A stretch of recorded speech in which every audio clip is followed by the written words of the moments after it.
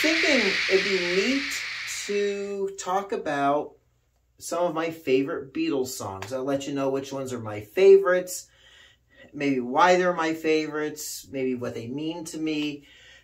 And, hey, it's my channel, and I can do what I want, right? Right. So, in doing this and thinking about it, I was like, how do I do like maybe my favorite song off of each of the albums, but then we have the disparity between American albums and British albums, and then you got singles, and you got EPs, and you got this, that, and the other thing. And then how do I just choose a few songs as favorites? Because I got lots of, actually, I realized lots of favorite Beatles songs. So I thought I would break it down a little bit and start with my favorite John songs. And these are songs, some of them are kind of deep dives. Some of them, you know, maybe not the obvious songs. And I'm not saying that the songs not on this list aren't some of my favorite songs, but these seem to be the ones that are kind of my go-to songs, I guess. If I was to make a playlist, a mixtape, a CD, whatever, of my favorite John songs, I probably would put these songs on there. So I figured what I would do is kind of maybe go in rough chronological order, and we'll get started, okay? See if any of my favorites line up with your favorite John Lennon Beatles songs. And these are basically the songs that he sings on. Generally, he wrote them, but you know, this is like him lead. These are his songs. Okay, so here we go. Starting off with I Call Your Name. Really, to me, it's always been an underrated song. Of course, here in the States, exposed to it on the Beatles' second album and several collections thereafter. Just a real cool song. I really enjoy it. Kind of that desperation. Don't you know I can't take it? I call your name. You're not there. Was I to blame to be unfair? You know, it's just, was I unfair? It's whatever. I'm not singing it, right? I'm just trying to figure it out off the top of my head. So I Call Your Name. And later, the Mamas and the Papas did such a fabulous version of it. But of course, the Beatles version with John Lennon singing it, definitive version. Gotta have that cowbell. Now, also appearing on the Beatles' second album here in the States was You Can't Do That, which was the flip side of the single for Can't Buy Me Love. Holds a special place in my heart. I always loved this song, but when my wife Trish and I were getting to know each other, she was kind of, I don't want to say playing the field, but she had her mittens in all sorts of little bowls of porridge. She talking to several guys, and I was like, basically, nope, I'm the guy for you. Stop talking to those other guys. And then this song somehow got involved. Don't you know I can't take it? You know? And then when it came to, hey, all those other guys, if they knew what was going on, just let them go. All right. But just another great song. Always love that song. But again, now it has more. Every time I hear it, I just think of dating my wife. The next one, you know, first listen to this on Beatles 6. I Don't Want to Spoil the Party. Such 1965 Beatles. It's just, I visualize the guys, the lads at a party, and John just doesn't want to spoil it, and all the little turmoil. He had a drink or two, he don't care. Really, it's a song that has just grown on me over the years. You know, listen to it on Beatles 6, sounded great, but then once I got Beatles for Sale, it just, even more so. Just sounds amazing. A really cool little story. And if I am going to listen to it, I prefer listening to it on Beatles 6. I like that collection of songs a bit more than Beatles for Sale. There we go. The next song was on Help in Britain. It was on Rubber Soul here in the States. It's Only Love. John, from what I remember reading, kind of poo-pooed it, dismissed it. But I just remember listening to Rubber Soul as a kid, having a crush on a girl, and it just was all those like schoolboy emotions, you know, when you have a crush on this girl and, you know, I get high when I see you go by, my oh my, you know, it's just brings me back to those days of, you know, when you're discovering girls with your little crushes. The next two songs were here on the Yesterday and Today album, and they were in England and most of the rest of the world. On Revolver, I'm Only Sleeping, along with And Your Bird Can Sing. And, yeah. And just, I'm Only Sleeping. Just that, it just, again, one of these songs, it's like this mood. It's, you know, he's only, just, you know, just this ethereal type of song. And, of course, here in the States, we were treated to a different mix of it than what was on Revolver, because Yesterday and Today, Capitol Records got an early mix of the song. So, and it was cool with those backwards guitars, just this experimental sound, just this mood that in the song, you know. And then, oh, and then And Your Bird Can Sing. Just a great little rockin' song.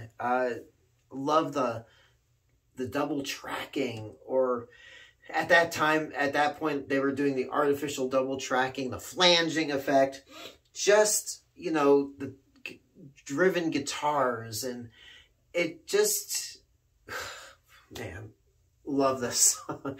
Love it, love it, love it, love it. You know, another song came to mind that I'm going to just jot down. I don't know. I may mention it or not. I don't know. But going next into 1967, Good Morning, Good Morning. Yes, a lot of people probably, it's a throwaway track. It's something, and you can notice with maybe these songs, for the most part, it's John just narrating something. So he's narrating his day. He's, you know, like in the earlier songs even, You Can't Do That, I Call Your Name, Don't Want to Spoil the Party, It's Only Love. He's just narrating. He's just narrating seems like everyday events. Inspiration was off of a cornflakes commercial in England. Just another, I just love it. It's like those horns, that horn section, just the mood, the tempo, just to me, it's a feel-good song. First exposed to this song out of all places, the Monkees.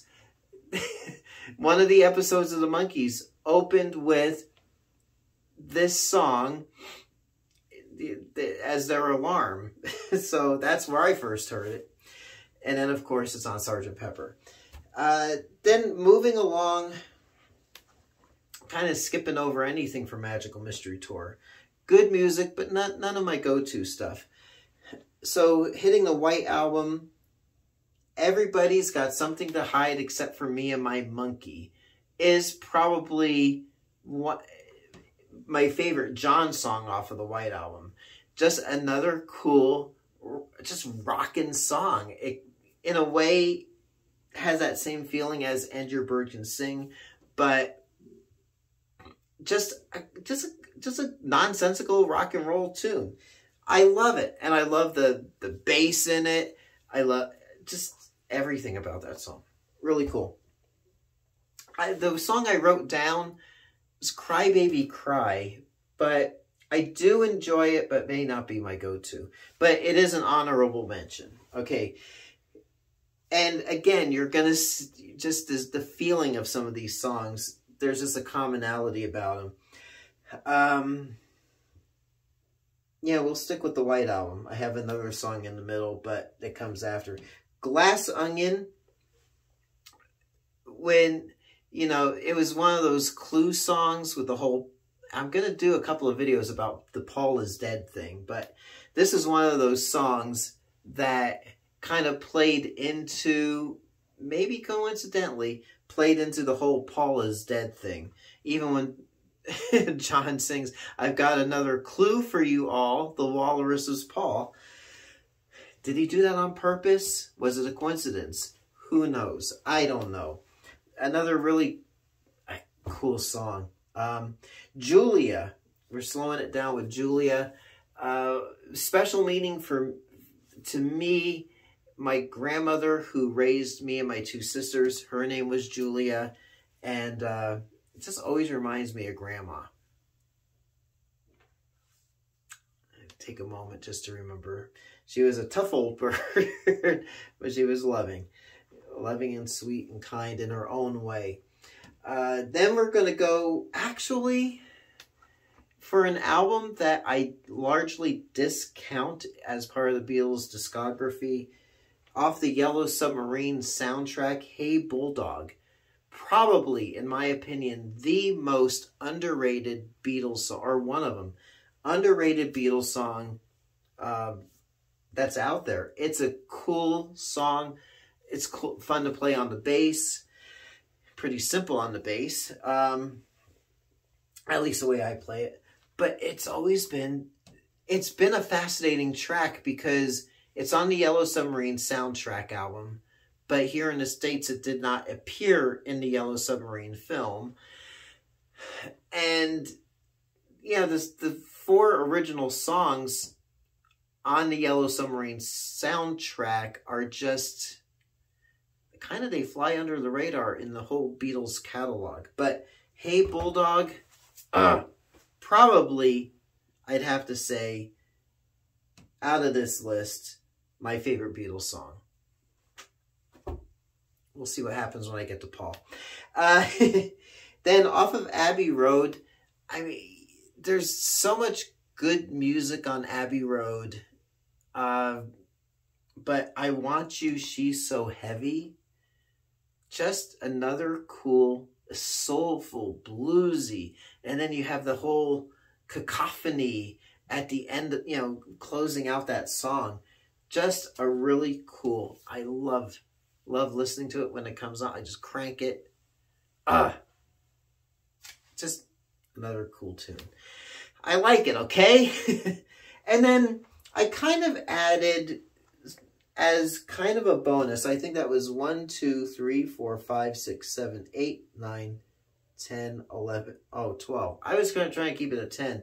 So I got my dozen John songs. Now, as my Baker's dozen, my bonus favorite is Now and Then. It's just, it's a real nothing song, but I think the emotional impact it has on me as the final Beatles song, it's a very, I was actually at the supermarket, our local supermarket yesterday, and talking to the employees there. It's a small, it's a Save-A-Lot, okay? So if you're in the Midwest or so, and you know Save-A-Lot, they're good little supermarkets. At least the staff at my local one is really, they're really cool. So the one guy there, cash employee, he said, hey, did you know that there was a new Beatles song that was released a few months ago? I'm like, duh, yeah. I didn't say duh. So we were talking about it, and just talking about the song was making me choked up a little bit because it has that sort of emotion to it. It kind of wraps up the Beatles catalog. And yeah, so anyway, there we go. So those are my 13 favorite John Lennon Beatles songs. Do you agree with any of my picks? You probably, at least a couple of them, I would assume. Any of those picks surprise you? Kind of, in a way, surprises me, some of them. But putting them down on paper and rattling them off, I am surprised at a couple of them. So there you go. Leave in the comments what you think of this list. Do you have anything that you think I've overlooked?